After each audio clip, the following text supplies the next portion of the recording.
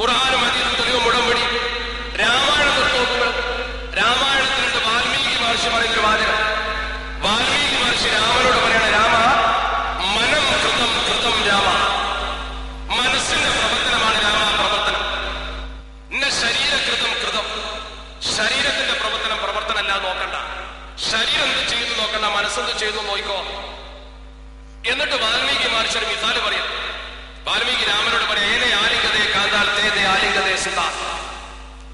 നീ നിന്റെ ഭാര്യയെ ഇങ്ങനെ കെട്ടിപ്പിടിക്കൊല്ലോ, അതിനുവേണ്ടി നീ ഉപയോഗപ്പെടുത്തുന്ന ആ കയ്യുണ്ടല്ലോ, ആ കൈ കൊണ്ട് തന്നെ സുത നിന്റെ മകളെയും നീ ആലിംഗനം ചെയ്യുന്ന ആ കൈയുണ്ട്. മകളെ കെട്ടിപ്പിടിക്കുന്നതും ഭാര്യ കെട്ടിപ്പിടിക്കുന്നതും ഒരേ കൈയുണ്ടാണ്. പക്ഷെ രണ്ട് കെട്ടിപ്പിടുത്തത്തിനും ഒരു വ്യത്യാസം ഇല്ലേ? മനസ്സിലൊരു വ്യത്യാസം. മൊയ്തീൻ ഷേഖ് തങ്ങളെ എന്ന് വിളിച്ചാൽ മൊയ്തീൻ ഷേഖ് പഠിച്ചോണാൻ നമുക്ക് വിശ്വാസം ഇല്ലല്ലോ. അള്ളാഹ് വിളിച്ചാലുള്ള വിശ്വാസം വേറെ തന്നെയല്ലേ? രണ്ടും രണ്ടാ. ഒന്ന് അള്ളാഹ് കൊടുത്ത കഴിവുകൊണ്ട് കാക്കാനും ഒന്ന് അള്ളാന്റെ കഴിവുകൊണ്ട് കാക്കാനും രണ്ടും വ്യത്യാസം. അപ്പൊ ഇത് രണ്ടും ഒന്ന് ഭാര്യയെ കെട്ടിപ്പിടിക്കുന്നത് തനിക്ക് വാൽമീകിയുടെ തെളിവ് മതി, ഖുർആൻ ഹദീസും വേണ്ട തന്നെ. അത്രേ ആവശ്യമുള്ളൂ.